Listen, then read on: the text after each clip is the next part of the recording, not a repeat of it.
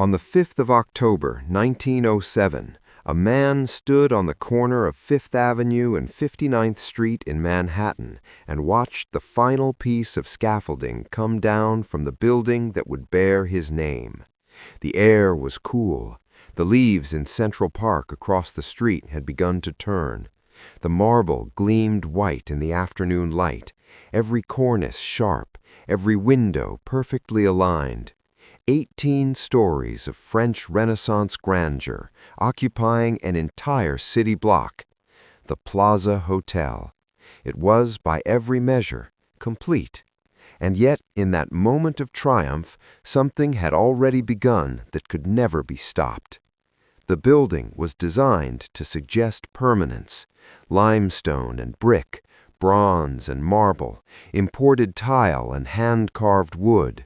The architects, Henry Janeway Hardenberg, had studied the chateaux of the Loire Valley, the grand hotels of Paris, the private palaces that lined the Champs-Élysées. Every detail was intended to communicate a single idea, that wealth, when expressed through architecture, could transcend time, that a building, if constructed with sufficient care and cost, might stand forever as a monument to taste, to civilization, to the endurance of a certain kind of American ambition. But permanence is not a quality inherent in stone. It is a service, purchased daily, maintained by an invisible economy of labor and fuel and constant, relentless attention. And the plaza, from the moment it opened its doors, required more of that attention than almost any building in the city. The original investment was $11 million. In 1907, this was an almost incomprehensible sum. It represented the combined fortunes of several men, chief among them Frederick Sterry, the general manager, and Bernhard Beineck, a financier whose name has since faded from public memory, but whose money made the plaza possible.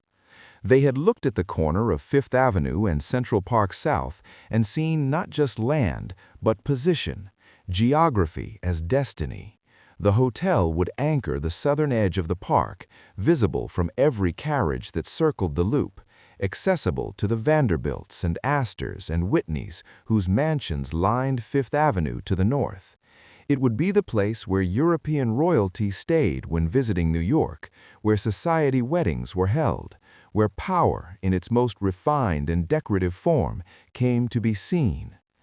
The building they constructed to fulfill this vision was vast, 800 rooms, a grand ballroom with a ceiling covered in gold leaf, a palm court where tea was served beneath a stained glass ceiling that filtered the afternoon light into something soft and eternal. Kitchens equipped with the most advanced technology of the age, gas ranges, electric dumbwaiters, cold storage rooms lined with cork. The marble alone, imported from Siena, from Carrara, from quarries in Vermont and Tennessee, weighed thousands of tons and required a foundation deep enough to support it without settling. The building rested on bedrock, driven pilings extending down through layers of clay and gravel until they met solid Manhattan schist. Even the earth beneath the plaza had been engineered. But engineering and money could only accomplish so much. What made the plaza function, what transformed it from an empty shell of marble and plaster into a living hotel, was people.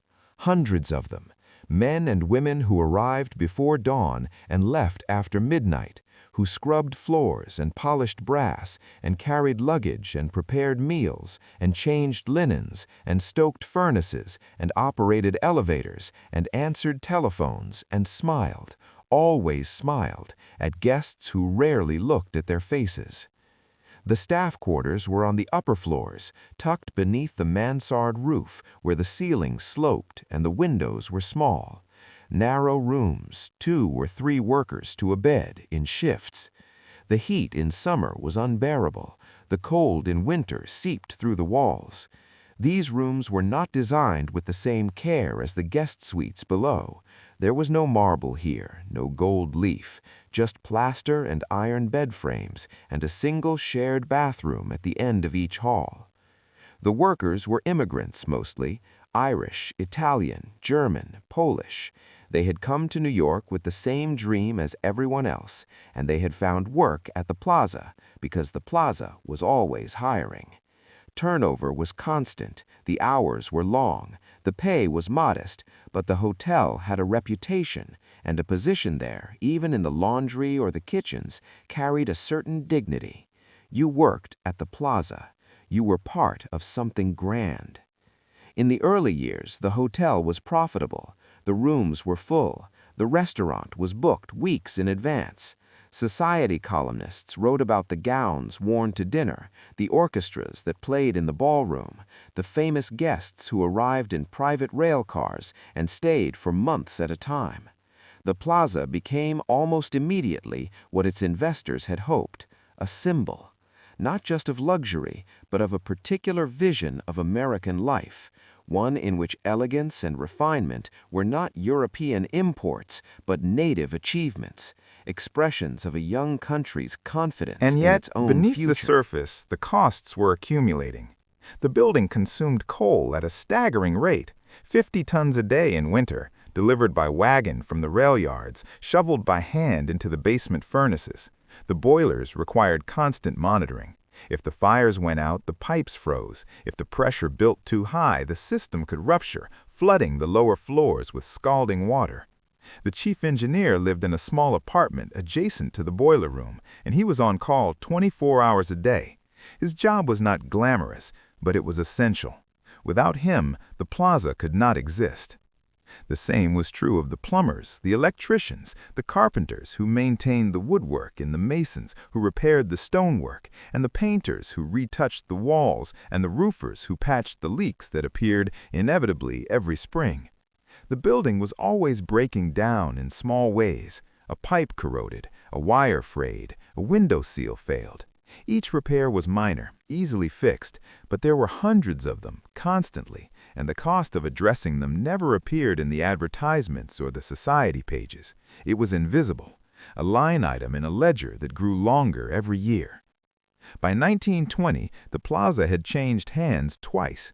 The original investors had sold to a group led by Conrad Hilton's predecessor, who sold again when the returns did not meet expectations. Each sale was accompanied by assurances that nothing would change, that the Plaza would remain the Plaza, that its standards would not be compromised. And for the guests, nothing did change. The marble still gleamed, the staff still smiled, the palm court still served tea at 4 o'clock beneath the stained glass ceiling. But for the workers, things were different. Wages were frozen, hours were extended. The staff quarters, already cramped, were subdivided to accommodate more workers in less space. Maintenance budgets were cut. Repairs that had once been made immediately were delayed, then deferred, then forgotten. The building began to show signs of age. Small things at first, a crack in the plaster, a tarnished fixture, a carpet worn thin in the center. Individually, these were nothing. Collectively, they suggested a shift. The Plaza was no longer being maintained to the standard of its opening. It was being managed instead to extract value. This is the point at which many great buildings begin their decline, not dramatically, but quietly. 1,000 small decisions, each one justified by economic necessity, each one imperceptible to anyone who was not looking closely. The building does not collapse, it simply becomes, year by year, a slightly lesser version of itself. And because the decline is gradual, because the building still functions, because guests still arrive and depart and leave satisfied, the erosion continues unchecked. The Great Depression changed everything. In 1929, the stock market collapsed, and within a year, the Plaza's occupancy had dropped by half. The grand ballroom, which had hosted weddings every weekend, stood empty. The Palm Court, which had been filled with society matrons and their daughters, was silent. The hotel's owners, desperate to maintain revenue, began accepting guests they would have turned away a decade earlier. Commercial travelers, families on holiday, anyone who could pay. The staff was cut, not the visible staff, not the doormen or the concierges or the waiters in the dining room, but the invisible staff. The workers who cleaned the guest quarters on the upper floors were let go. The maintenance crew was reduced to a skeleton team. The coal deliveries were reduced. The building, which had always been kept at a comfortable 70 degrees, was now kept at 65. Guests complained. They were given extra blankets. The plaza survived the Depression, but it did not emerge unchanged. The building had absorbed a decade of deferred maintenance, and the cost of that deferral was now visible. Paint peeled in the hallways. Fixtures that had once gleamed were now dull. The elevators, which had been state-of-the-art in 1907, were now 40 years old and broke down regularly. The roof leaked, the windows rattled, the plumbing made strange noises in the night. In 1943, the hotel was sold again, this time to Conrad Hilton, who saw in the plaza not a monument, but an asset. Hilton was a different kind of investor. He did not care about the history of the building, or the society pages, or the reputation of the Palm Court. He cared about occupancy rates and operating margins and return on investment. He looked at the plaza and saw waste, too many staff, too much space devoted to public areas that generated no revenue, too much money spent on maintenance that guests would never notice. Hilton began to rationalize the building. The staff quarters on the upper floors were converted into guest rooms. The workers who had lived there were given a choice: find housing elsewhere in the city or leave. Most left. The new rooms were small, barely large enough for a bed and a dresser, but they could be rented at a premium because they were in the plaza. The maintenance staff was cut further. The coal furnaces, which were expensive to operate and required constant labor, were replaced with oil. The change was efficient, it was modern, it reduced costs. But it also changed the building. The coal furnaces had required a crew of men who worked in shifts, who understood the rhythms of the building, who could feel when something was wrong by the sound of the boilers or the temperature of the pipes. The oil system required only one man, and he did not live in the building. He came in the morning and left in the evening, and if something went wrong at night, it would not be discovered until the next day. The plaza under Hilton was profitable, more profitable, in fact, than it had ever been under its previous owners. But profitability came at a cost that was not immediately visible. The building was being run harder, maintained less. The staff that remained worked longer hours for the same pay. The sense of pride that had once defined employment at the plaza began to erode. Workers no longer stayed for years. They stayed for months, then moved on to other hotels, other jobs.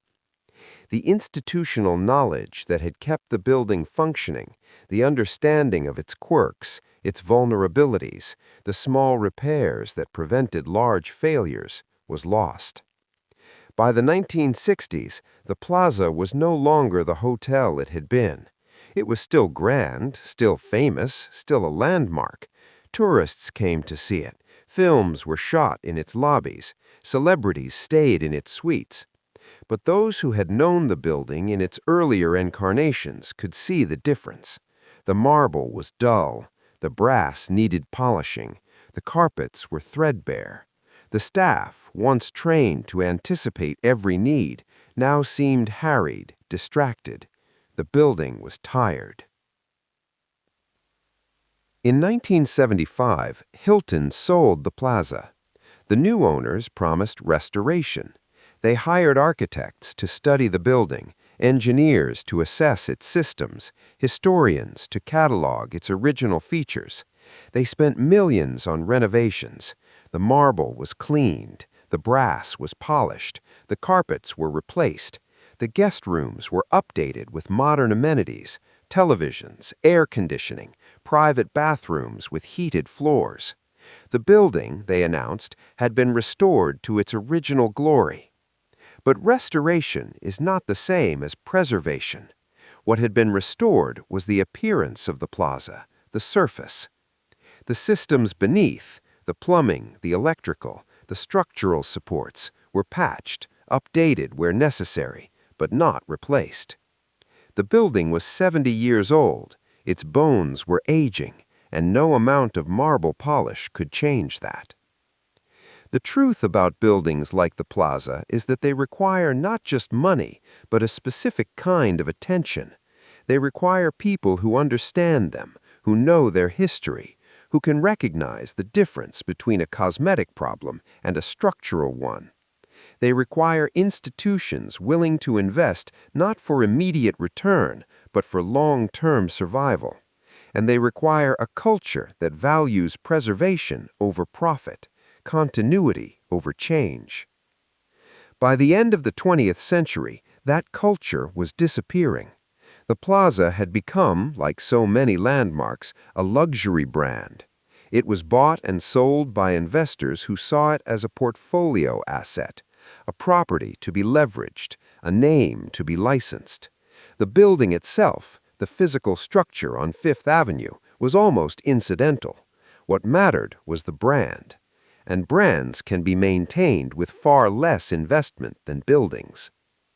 In 2004, the plaza was sold to a developer who announced plans to convert much of the hotel into private condominiums. The public spaces would remain, the Palm Court, the ballroom, the Oak Room, but the upper floors, the guest rooms, would be sold as residences. The plaza would no longer be primarily a hotel. It would be something else, a residential building with hotel amenities, a mixed-use property, a compromise. The conversion took 3 years. During that time, the building was closed, the staff was let go, the furnishings were auctioned, the kitchens were dismantled. The building, for the first time in a century, was silent. When it reopened in 2008, it was different. The public spaces had been restored beautifully, meticulously. The Palm Court looked exactly as it had in 1907. But the building was no longer whole. The condominiums occupied floors that had once been guest rooms. The owners of those condominiums had different interests than guest rooms. They wanted privacy, security, control. They wanted the building managed not as a hotel, but as a residence. And so the plaza became two things, operating under one roof, a hotel and a condominium, a public space and a private one. And the tension between those two identities would define its future. The people who bought the plaza condominiums were not buying rooms, they were buying access to a name, to a history, to a location that could not be replicated. They paid millions for apartments that overlooked Central Park, for the privilege of saying they lived at the plaza. And in exchange, they expected the building to be maintained to a standard that matched the price they had paid. But maintaining a building to that standard is expensive, far more expensive than most people realize. The plaza required a full-time engineering staff, a cleaning crew, a concierge service, a security team. It required constant repairs to systems that were now over 100 years old. It required insurance, taxes, legal fees, compliance with city regulations that were constantly changing. And all of these costs had to be split between the hotel, which generated revenue, and the condominiums, which did not. The result was predictable. The hotel portion of the building was maintained at a high standard because guests paid for it directly. The condominium portion was maintained to a lower standard because the owners, each responsible for a fraction of the costs, resisted increases in their monthly fees. The building began to diverge internally. The hotel floors were pristine, the residential floors were adequate, and the systems that served both, the elevators, the plumbing, the electrical, were stretched thin. The staff who worked at the plaza during this period described a building under strain. Elevators broke down regularly, pipes leaked. The heating system, which had been updated piecemeal over decades, no longer functioned reliably. In winter, some rooms were too hot, others were too cold. Complaints were constant, and the staff, reduced in number and spread thin across multiple functions, could not keep up. The workers who remained were not the same as the workers who had opened the building in 1907. Those workers had lived in the building, had known every corner of it, had taken pride in their role. The workers now were contractors, hired by management companies, paid by the hour, with no connection to the plaza beyond their paycheck. They came, they did their job, they left. If something broke, they fixed it. If something was wrong but not broken, they ignored it. There was no time for anything else. This is what happens when a building stops being a place and becomes a property. The people who work there stop caring, not because they are lazy or indifferent, but because the structure does not allow them to care. They are not given the time, the resources, or the authority to maintain the building the way it needs to be maintained. They are given a task list and a deadline, and they complete it, and they move on. And the building suffers. By 2010, the plaza was struggling financially. The recession had reduced hotel occupancy. The condominium owners were fighting among themselves over fees and governance. The management company was sued repeatedly for failing to maintain the building to the standard promised in the offering documents. The lawsuits dragged on for years, costing millions in legal fees, and they were settled quietly, with agreements that prevented the details from becoming public. But the details mattered, because what they revealed was that the plaza, despite its name and its history and its location, was not immune to the same forces that affected every aging building in New York: deferred maintenance, cost-cutting, structural neglect. The difference was that the plaza's problems were hidden behind marble and brass, behind a facade so beautiful that most people never looked past it. The workers saw it, though. The engineers who descended into the basement and saw the crumbling supports, the plumbers who traced leaks to pipes installed in 1907, the electricians who found wiring that had never been updated, wrapped in cloth insulation that crumbled when touched. These workers wrote reports, they submitted estimates, they warned that certain systems were at the end of their useful life and needed to be replaced, not repaired. And the reports were filed away, because replacing those systems would cost tens of millions of dollars, and no one wanted to pay for it. This is the central tragedy of buildings like the plaza. They are too expensive to abandon and too expensive to maintain. They exist in a kind of limbo, preserved in appearance but decaying in substance, held together by temporary fixes and the hope that catastrophic failure can be postponed indefinitely. In 2012, a pipe burst on the 14th floor, flooding 3 condominium units and causing over $1 million in damage. The pipe was original to the building. It had been flagged in maintenance reports for years. The repair had been deferred because the cost was prohibitive and the risk seemed manageable, until it wasn't. The flooding was contained quickly, the damage was repaired, the affected units were restored, but the incident revealed something that could no longer be ignored. The building's infrastructure was failing, not at once, but piece by piece, system by system, and each failure was more expensive than the last. The plaza's owners commissioned a comprehensive engineering study. The report, when it was completed, ran to over 300 pages. It detailed every system in the building, assessed its condition, and estimated the cost of bringing it up to modern standards. The total was staggering, over $200 million, and that was just for the infrastructure. It did not include cosmetic improvements or upgrades to the public spaces. The report was not made public, but portions of it leaked, and what they revealed was troubling. The building's electrical system was inadequate for modern demand.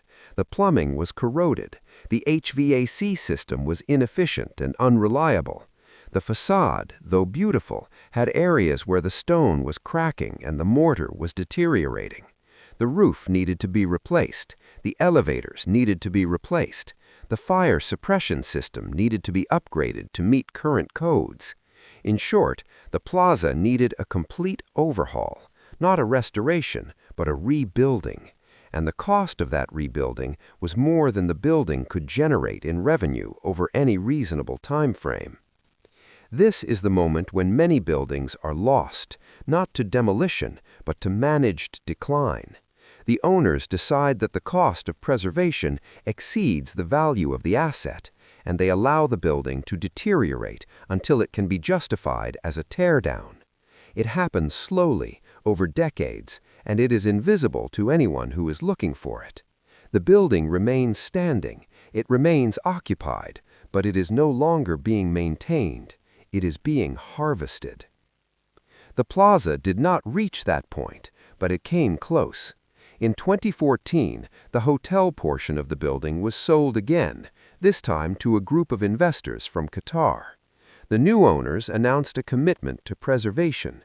They hired historians, architects, craftsmen. They began a restoration of the public spaces that was meticulous, painstaking, expensive. The Oak Room was restored to its original 1907 appearance. The Palm Court was refurbished. The ballroom was cleaned and re-gilded. But the infrastructure problems remained, because those problems could not be solved with craftsmanship or historical research. They required engineering. They required tearing into walls, removing floors, shutting down entire sections of the building for months at a time. They required disruption, expense, and a level of commitment that most investors were unwilling to make. The new owners made some improvements. They replaced the worst of the plumbing. They upgraded the electrical panels. They installed a new HVAC system in the hotel portion of the building. But they did not address everything. They could not. The cost was too high. And so the building continued to age, its systems patched and updated where necessary, but never fully replaced. The people who work at the plaza today are professionals. They are well-trained, competent, dedicated, but they are also aware of the building's vulnerabilities. They know which pipes are prone to leaking, which elevators are unreliable, which parts of the electrical system are overloaded. They manage these vulnerabilities as best they can, scheduling repairs during slow periods, monitoring systems constantly, responding quickly when something fails, but they cannot prevent the inevitable. The building is over 100 years old. Its original systems were designed for a different era, a different use. They were built to last, but nothing lasts forever. And the cost of replacing them, of bringing the building fully into the 21st century, is a cost that no owner has yet been willing to pay in full. This is the reality of architectural preservation in America. We celebrate buildings like the plaza. We designate them as landmarks. We protect their exteriors, their public spaces, their historical character. But we do not protect the systems that make them function. We do not fund their maintenance. We rely on private owners to bear that cost, and when those owners decide that the cost is too high, we are left with a choice: allow the building to decline or accept that preservation requires public investment. So far, we have chosen decline. The plaza still stands.